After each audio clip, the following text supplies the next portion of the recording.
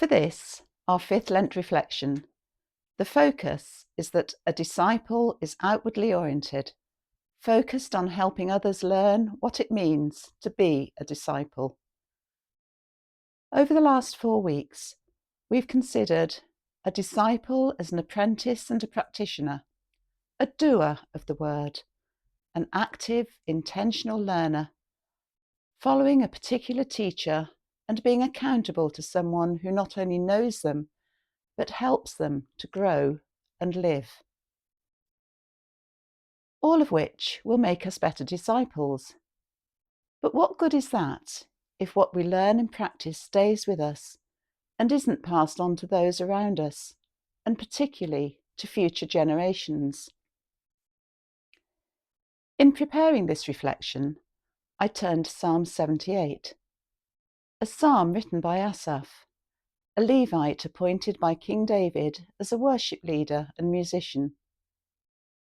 This particular psalm is what is called a maskil, which is a teaching or meditative psalm, specifically written to instruct future generations. Asaph begins with the entreaty, "O my people, listen to my instructions. Open your ears to what I'm saying, for I will speak to you in a parable. I will teach you hidden lessons from our past, stories we have heard and known, stories our ancestors handed down to us." Yes, we all need that knowledge, but we are reminded that the only way we've gained it is by the knowledge being handed down from our ancestors. Asaph goes on to say, "We will not hide these truths from our children. We will tell the next generation about the glorious deeds of the Lord, about his power and his mighty wonders. For he issued his laws to Jacob. He gave his instructions to Israel. He commanded our ancestors to teach them to their children, so the next generation might know them, even the children not yet born, and they in turn will teach their own children. So each generation should set its hope anew on God, not forgetting his glorious miracles and obeying his commands." What these words give us are very clear instructions that our role is to pass on what we have learnt to those who will, in turn, pass it on to the next generation to ensure that it is remembered forever. All quite logical and straightforward. But is it? How do we ensure this happens? We can't leave it to others. All of us as individuals should be living our lives in ways that clearly demonstrate to others what we have been taught.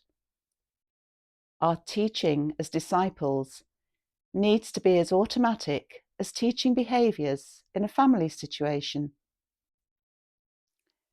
If we're a parent, we don't wake up one morning and think, "Today I'm going to teach my child how to cook." That's something that develops gradually.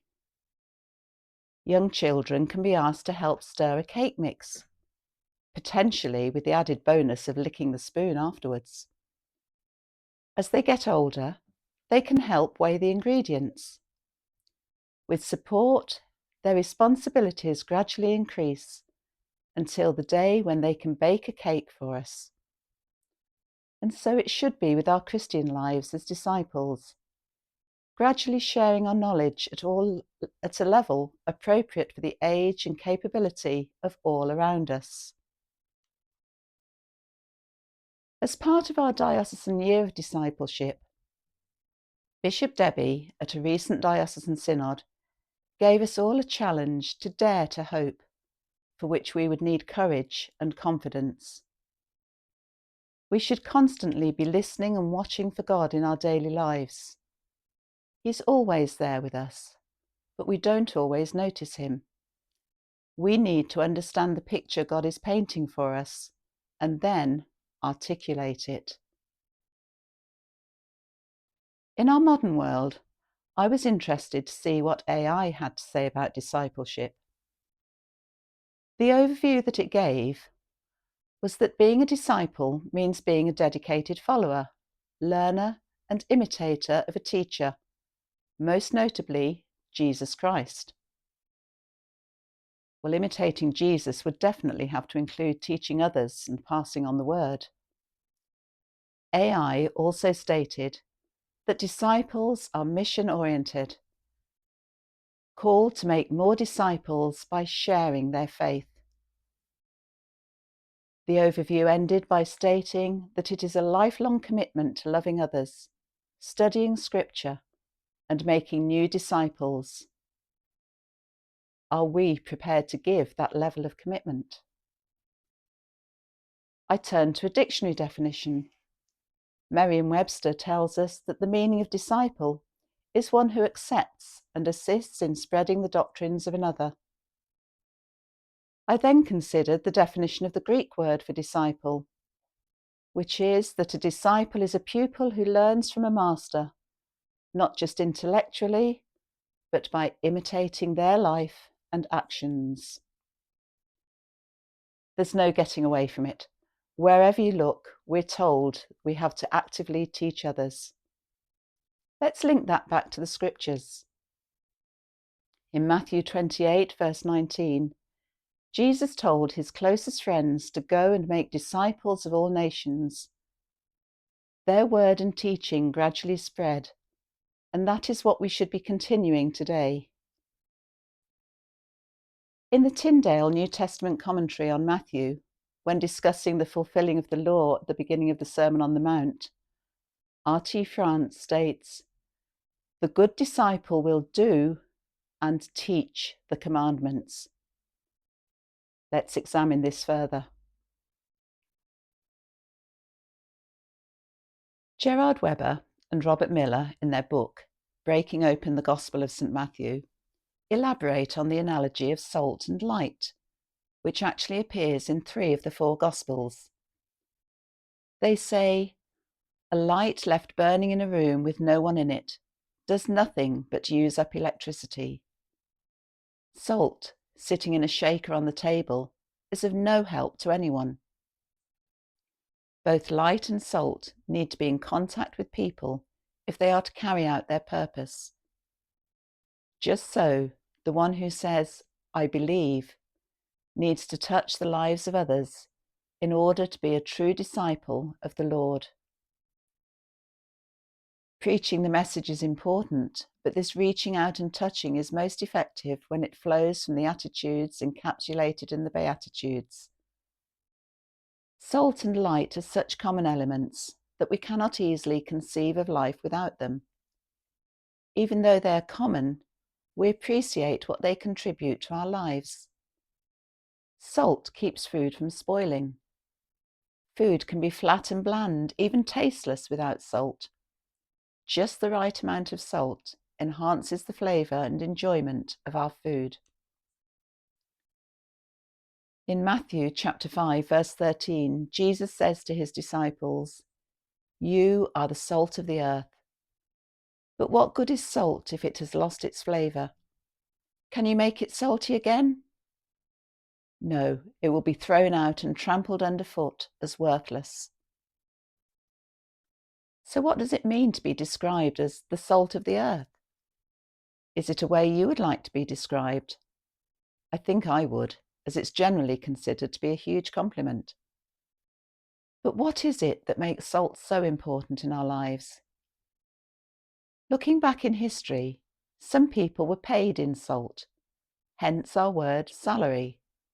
So it's clearly more important than purely improving the taste of our chips.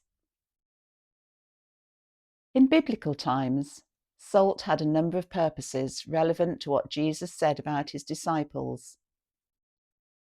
Salt was used for flavouring, preserving, sacrificing, destroying, and fertilising.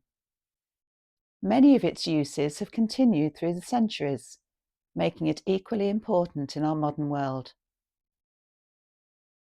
It really doesn't matter which particular use of salt Jesus was referring to, potentially all of them. Salt is vital for our existence. That's how important it is. The best interpretation of this parable is recognition of us being called as disciples and remembering that Jesus said to his disciples, "You are the salt of the earth." He was telling them how important they were because it was up to them to pass on the good news about Jesus. They passed that good news on to us, and we should all now be sharing it with others in whatever ways we can, not only by our words, but equally important, by our actions. Weber and Miller continue to elaborate on the analogy of light. It takes a blackout to make us appreciate the importance of light in our lives. Light, even a small light, prevents us from stumbling over furniture or other objects in the dark. It helps us find our way. At times, a light warns us of danger, illuminating a dangerous path or flashing red at a crossing. At other times, it's a warm, welcoming sign, like a porch light at the house where a party is. The light which touches our eyes and helps us see where we are and what surrounds us is only a faint comparison to the light Jesus was speaking about. Jesus himself is the light of the world that transforms everything around him. Disciples who try to live by the vision and the attitudes expressed in the Beatitudes reflect this light from Jesus.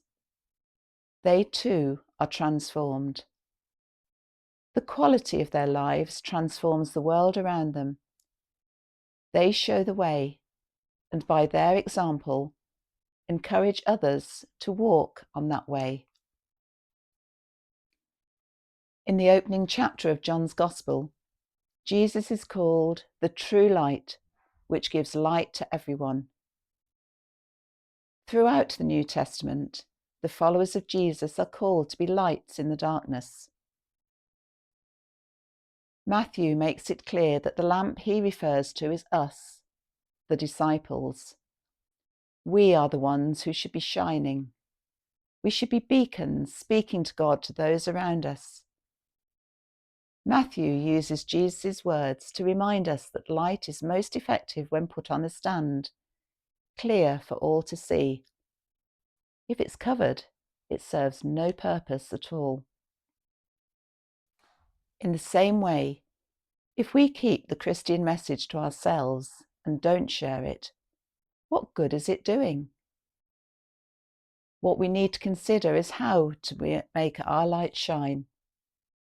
What can we do to spread the word of God, the message Jesus taught us? Weber and Miller comment that having read Matthew, we may want to ask him why he didn't give us a clearer job description for being a disciple. But they think he would probably respond by saying, "Work it out for yourself in company with other believers," which is exactly what we should be doing.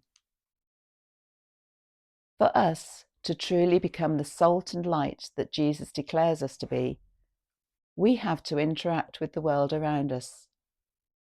Jesus calls us to become the salt of the earth and the light of the world, and this should be our aim. What efforts do we make to preach the gospel and evangelize, both as a church community and as individuals? There are various ways we do this as a community at St. Peter's. We offer baptism preparation, confirmation classes, and share the good news with others through our life groups. As a church, we demonstrate our love and concern for others by collecting on an ongoing basis for Food Bank, Baby Basics, and Shoe Aid. We have a very active branch of Mothers Union, which raises money for charities, helping others in this country and across the world. We also collect items at our monthly meetings for Eve, a local charity which supports those escaping domestic violence and abuse. Our most recent project is to provide bags of food for families identified by Western Favourable Academy as needing additional support in school holidays. The St Peter's Charitable Enterprise Committee organises fundraising lunches for a range of charities, and they, combined with our Lent lunches, raise thousands of pounds each year for good causes. We support older members of our local community by providing fellowship at the monthly Tea at Two group, and hold a weekly communion service and monthly Songs of Praise services at St John's Care Home. Home communions are taken to those unable to get to church, and our lay pastor team ensure all of our church community have regular contact. We also have a number of different groups for our children and young people: Tiny Tots, Young Disciples, Youth Cafe, Youth Life, and Young Voices. Our schools team is regularly in Weston Favell Primary School, leading weekly collective worship and preschool Bible story time, as well as providing prayer spaces and class lessons on a wide range of Christian topics. All of the things I've just listed contribute to really important work following Jesus' example in being outwardly oriented and focused on helping others learn what it means to be a disciple. But is it enough? How can we as individuals add to this in spreading the word? After listening to this reflection, one simple activity that you can do to see how outwardly oriented you are as a disciple is to draw a large tree shape with trunk, roots, and branches. If the trunk represents your life as a disciple, think about and write in what you see as the important roots of your discipleship. Mark on the branches where your life reaches out to, and then put in what you believe or hope are some of the fruits. We have to reach out and share the light that is Christ with those who walk in darkness. This evangelizing task of the church is the task of every disciple. We are all called to bring the light of Christ to the people we encounter in our daily lives. I'm going to leave you with 2 questions to consider. How often have you talked about your faith with someone else? And how often have you invited someone to learn more about faith?